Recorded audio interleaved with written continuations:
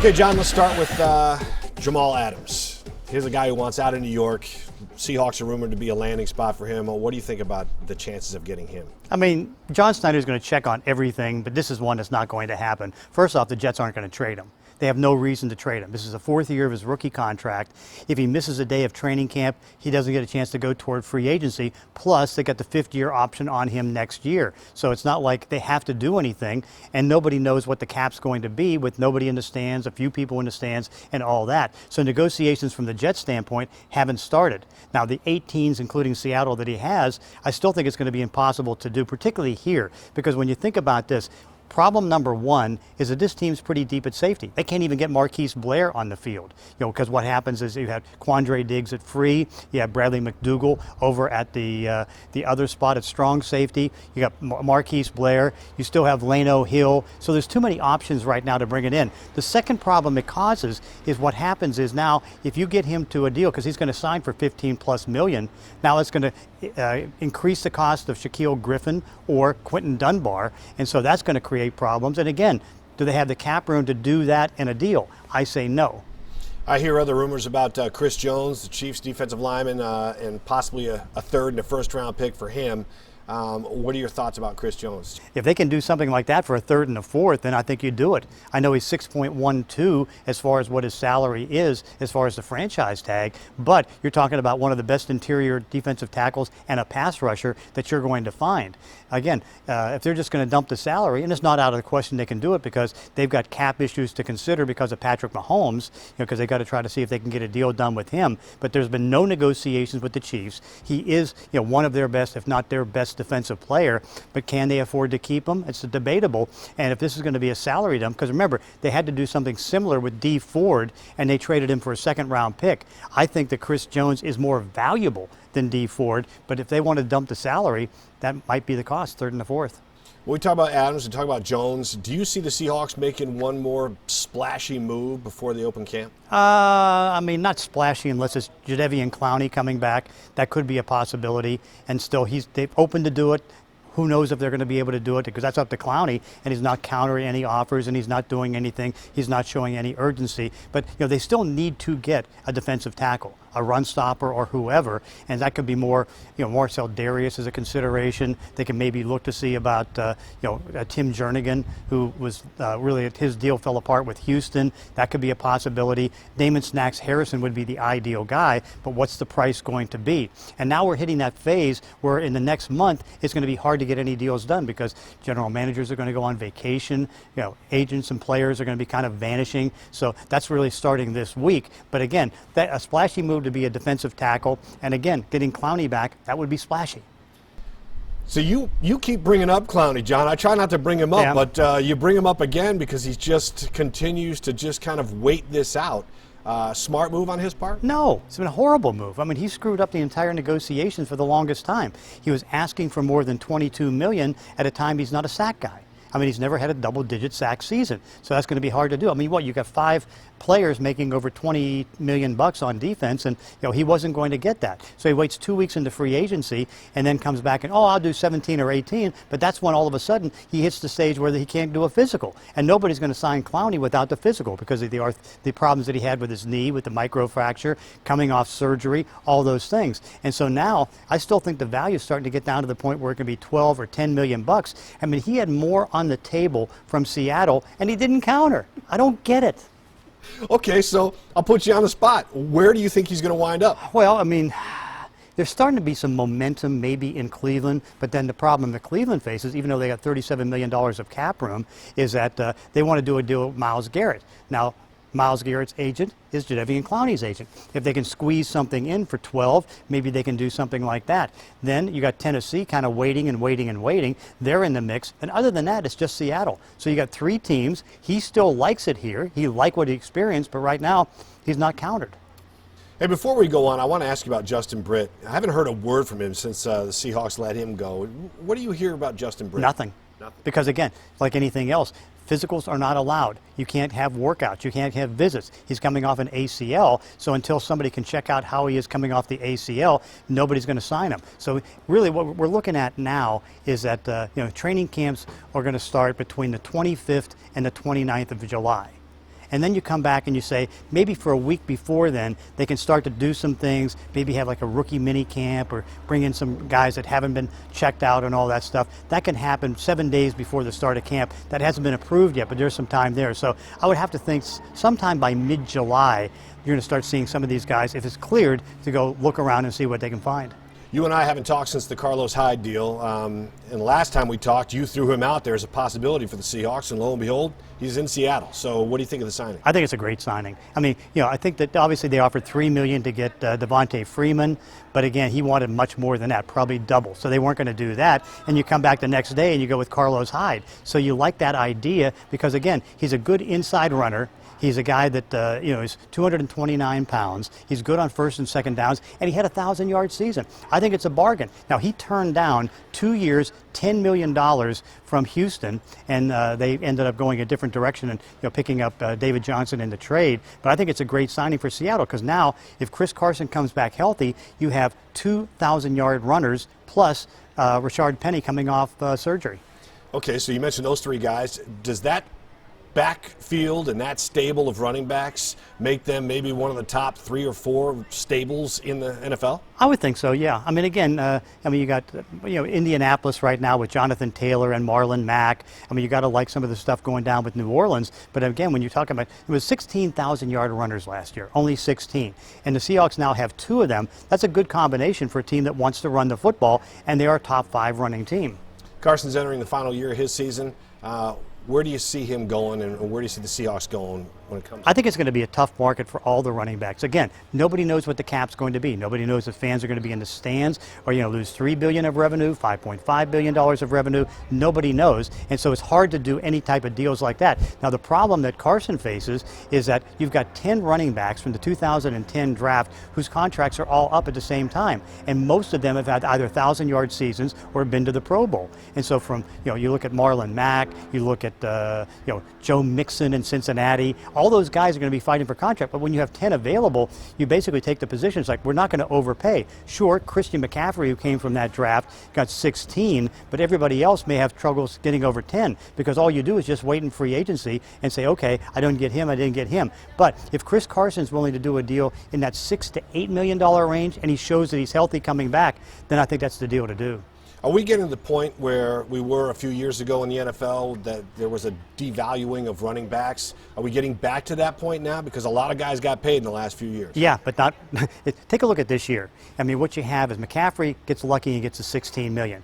Then after that, you had Melvin Gordon, who turned down 10 from the Chargers last year. He gets 2 years, 16 at $8 a year. Then you start to look, okay, what did anybody else got? Austin Eckler ended up getting 6.125. 4-year deal, so that's 25 and change that he got with the Chargers to stay there. Then you go to Jordan Howard, who goes to Miami at 4.85. I mean, believe it or not, at 2.75, Carlos Hyde was like the 5th or 6th highest paid running back. Think about that, and he had to wait till June to get it. There was only 9 running backs this year, excluding McCaffrey, whether it was an extension or going someplace or staying with their team, that ended up getting more than the minimum salary. They don't want to pay running backs. Where are we now at the Seahawks when you see any kind of pressing need going into the season? They still have the uncertainty about the pass rush. That's the biggest thing. And then having that extra defensive tackle. Those are the only 2 things that I think are in the priority list. Hey, if they get Josh Gordon back, which I think they do, if he gets reinstated, that's a big bonus. But when you think about it, they've been able to get a lot of bonus things done. I mean, Quentin Dunbar for a 5th-round pick. Now, again, we don't know his status because of the arrest that he had. That's still uncertain. But again, he's a good player, and he gives them a great secondary right now. Then you start to look at the linebacking core. It's overloaded. I mean, they're great at linebacker. And what I like about this, because if you go back to last year and think about this team 2 weeks before the end of training camp, okay? 2 weeks before, Clowney wasn't there. Ansah wasn't on the field. Jaron Reed was going to be a 6-game suspension. So what did you have for pass rush? You had a bunch of players that had a career going into last year with 13 career sacks. That was it. And so you can see why the sack numbers were down, and you can see why they went to the 3 linebacking core, because again, their 3 linebackers were one of the best linebacking cores in football. That was the strength of the team. But because of the lack of a pass rush, they had to play more zone, and they had to have everything in front of them and then blitz a little bit more from the linebacker position. This year, they've got 4 Leos, because you can take Bruce Irvin, take him off the strong side linebacker, put his hand on the ground and rush. You got Benson Mayowa. You got 2 draft choices led by Darrell Taylor. Now they have Leos that they didn't have last year until they picked up Clowney. And really, if Clowney does come back in this team, he's probably going to be more of a 5 technique because he's so good against the run. But I think this team is more athletic. I think it has more speed. And the big thing that they wanted to solve this year is getting speed and violence. I think they accomplished that. Speed and violence. And violence. I like that. All right, let's go back to Josh Gordon. Should they re-sign him if he gets reinstated? Oh, yeah, I think so. Because, again, he fit in well. He can make big plays. You got a former Pro Bowl type of wide receiver to go in there to compete for the number 3 job. And even though they're going to use a little bit more 2 tight end sets this year, I mean, why not have Gordon go compete against Philip Dorsett and compete against David Moore if now they could knock David Moore off the team? But I think it'd be a great acquisition. Let's talk about the rookies for a minute. What does the injury to Colby Parkinson mean? It just means that it keeps Jacob Hollister in a good spot to make the team because for the most part he was only going to be the 4th or 5th tight end if they kept 4 because again he was going to be more on scholarship because again as long as Will Disley's healthy, as long as Greg Olsen, they're the top 2 tight ends. Hollister's making $3.259 million on his deal and he could have been a little bit in jeopardy. Now what happens is that Parkinson starts training camp on the NFI list or the PUP list, whatever they want to put him on, then he may start the regular season. So it saves a roster spot if they do want to keep 3 or 4 tight ends, and they may keep 4. With all the work on the Seahawks offensive line, are we going to see more of a movement of the Hawks offense to throwing the football and utilizing Russell's talents a little bit more? A little bit, but not that much more. They're a running team. They're not going to change that. And again, particularly early in the season, knowing there's at least 3 changes in the starting offensive line, you don't want to rush it because they're not going to have the time to really get together. So you want to try to run the ball as best you can with the big offensive linemen and then kind of mix it in. But I think at different times they may go into some quick packages and do that because they certainly have enough ability with the tight ends. But the one thing I know, I talked to Brian Billick about this a couple of weeks ago. I asked him, everybody's copying the Kyle Shanahan, Mike Shanahan offense with the running game. That's exploding through the league. But also there's an escalation of the 2 tight end set. It's like, which one would you prefer? And he says the 2 tight end set because what happens now is that defenses are getting smaller because they want speed. So you got smaller, faster guys out there, but when you have 2 tight ends, you don't know if it's going to be a run, you don't know if it's going to be a pass, and you have a bigger guy that's going against the smaller guys. And so that, because again, when you go 3 receivers, you got more speed but less size. And so that's why he likes the 2 tight end sets. And really, with what Seattle has now, I think you'll see more 2 tight end sets. We'll look at the bigger picture now, John, with a couple more questions for you. NFC West, toughest division in football? I think so, yeah. I mean, you can make the argument that the NFC South is right up there too, because Atlanta, Tampa Bay with Tom Brady, New Orleans, but Carolina's not going to be very good. I mean, when you think about it, it's like the worst team in this division right now is a Ram team that went to the Super Bowl 2 years ago but lost 9 key parts on offense, defense, and special teams. Arizona's going to be one of the most improved teams. San Francisco, they're not going to win 13, but they'll win 10 or 11. So no, I think this is the best division in football. And you can make the argument, is it number 1 or number 2 for quarterbacks in a division? And okay, if you want to give it to Tom Brady and Breeze and all that stuff, yeah, you can do that. But Kyler Murray's going to be one of the most improved quarterbacks in football. What do you think of the Packers and the situation they have? I think they're going to have trouble because, again, they're changing to the Kyle Shanahan offense. Now, think about this. You have Aaron Rodgers, who's been in a West Coast offense his entire career, loving the 3 receiver set. Now they don't have Jimmy Graham at tight end. They really don't have a quality tight end. All right, so did they get receiving help? No. So what they did is that they pick up A.J. Dillon, who was a big 250-pound back. So now Matt LaFleur gets his big running back that he had with Derrick Henry, and then they picked up their Kyle Juszczyk, who's going to be tight end / H-back, and so they want to run the ball more, and that's going to be the big change there. And they're not good stopping the run. That's still going to be a weakness for them. So I think there could be a dip in Green Bay, but certainly you're not going to have a happy Aaron Rodgers. Pete Carroll had a massive press conference a couple of weeks ago to talk about everything under the sun, it seemed like Seahawks. He mentioned that he thought the Seahawks missed an opportunity with Colin Kaepernick. Do you see Kaepernick signing with anybody? It's going to be tough, I think, because 4 years away from football, and clearly nothing's going to happen until they allow workouts and they also allow visits and all that stuff. So that's not going to be in the cards, and most of the jobs are already taken. Is there room for Colin Kaepernick? Yeah, he's the second best quarterback that's on the market, Cam Newton being the best, but I still think it's going to be tough. And then the question still is, as much as he talks about wanting to get back in football, Does he really want to get back into football? I think, because one of the things that I think affected him late was that vegan diet that he had. He got too skinny. You blame this on his diet, huh? Yeah. But that's interesting, though, because I always think maybe he comes back as some kind of quarterback coach or something like that at this point in his career. Because you're right, anybody coming back from 4 years off, any position is going to be tough. No doubt. And 4 years away and not being in an offense, and he was only like about a 58% completion guy. And then in his last 24 starts, I think he was 4-20. But again, that was because he was on bad 49er teams. He deserves to be back in the league. I still think it's going to be tough.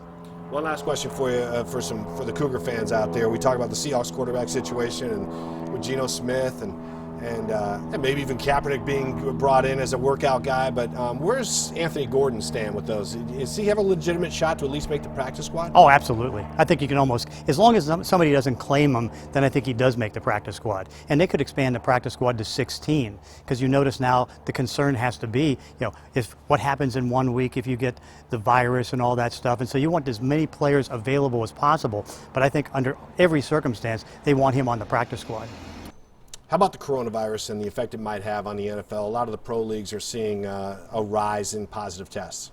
Well, you can see that the problem happened in Nashville with 17 members of the 49ers working out. Now, one of the players, Deebo Samuel, ended up getting the Jones fracture in his foot.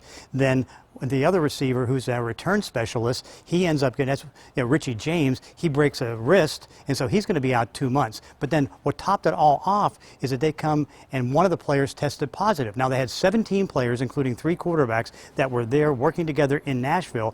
Now, all basically are quarantined. All are trying to find out the results of tests that they made over the weekend to see if anybody else has it. That's a scary thing. So wisely, the NFLPA basically took the position, it's like, okay, under these circumstances, get to a team where you're going to be having more people and checking and more tests and everything else. So that's going to be at the earliest, again, for the rookies and stuff like that, maybe 7 days before the opening of camp in the 3rd week of July, but nothing before then. And wisely, they shouldn't. Like, I think a lot of the owners were upset that they didn't take and have that mini camp from the 15th to the 26th.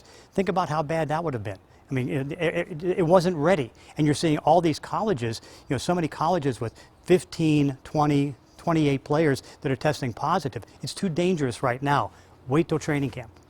Do you see this, as I put you on the spot one more time, do you see them playing without people in the stands? Yeah, I still think there's a better chance than that than not. Because, again, you don't want to risk too much. I mean, again, you're seeing the big spike into what happened now in Florida, in Texas, certainly in Arizona, because now what ends up happening is you have everything was loosened up too soon, and now they have the biggest spikes. I mean, Florida on Monday had a 14% positive test rate, and that's ridiculous. So again, you got to watch out and you got to be careful, and you don't want to expose too many of the fans to do that, because again, can they get tests or can they not get tests? I still think that at the very best it'll be 25%, but not in every park.